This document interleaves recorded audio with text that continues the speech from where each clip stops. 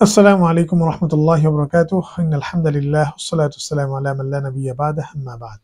প্রিয় দর্শক, আমরা ধারাবাহিকভাবে একটা সিরিজের মধ্যে দেখছিলাম যে কিভাবে আমরা আমাদের সামাজিক জীবনে সুখী থাকতে পারি।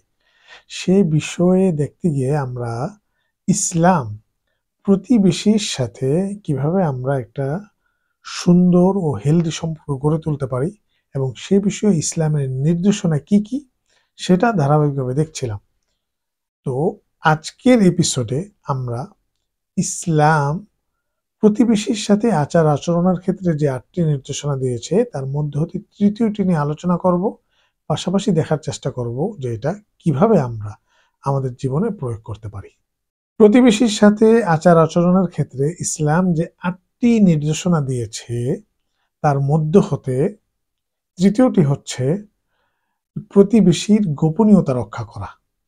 কোনোভাবে যদি আমরা প্রতিবেশীর কোনো দোষ, কোনো সমস্যা অথবা কোনো গোপন বিষয় সম্পর্কে জেনে যাই, তখন উত্তম প্রতিবেশী হিসাবে আমাদের কর্তব্য হচ্ছে প্রতিবেশীর সেই দোষকে, সেই গোপন বিষয়টাকে ঢেকে রাখা, গোপন করে রাখা।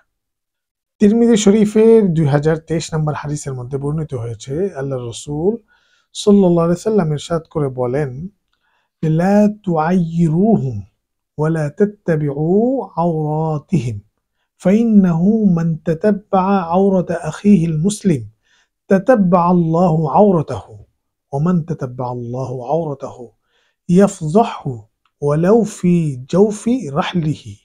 হাদিসের অর্থ হচ্ছে যে আল্লাহ রাসূল সাল্লাল্লাহু আলাইহি সাল্লাম আমাদের উদ্দেশ্যে বলছেন যে তোমরা তোমাদের মুসলিম ভাইদের ছিদ্রান্বেষণ করতে যেও না, তাদের দোষ খুঁজে খুঁজে বের করতে যেও না।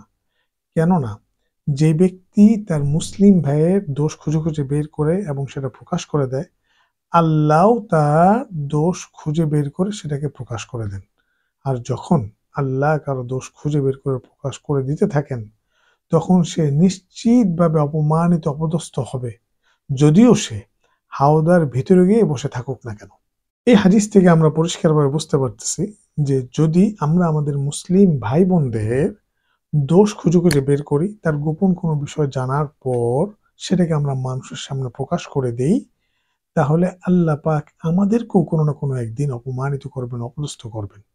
তো এই জন্য আমাদের উচিত হবে আমাদের প্রতিবেশী মুসলিম ভাই বোনদের দোষ বা তাদের যে কোনো সমস্যা সেটা খুঁজে খুঁজে বের না করা। যদি কোনো কারণে কোনো দোষ আমাদের সামনে প্রকাশ পেয়ে যায়, কোনো গোপন বিষয় আমাদের সামনে প্রকাশ পেয়ে যায়, তখন উত্তম প্রতিবেশী হিসাবে আমাদের করণীয় হচ্ছে সেটাকে ঢেকে রাখা, সেটাকে গোপন করে রাখা। আল্লাহ পাক আমাদের সকলকে তৌফিক দান করুক। إذا سكت الزمان عن المظالم فقاوم ثم قاوم ثم قاوم إذا سكت الزمان عن المظالم فقاوم ثم قاوم ثم قاوم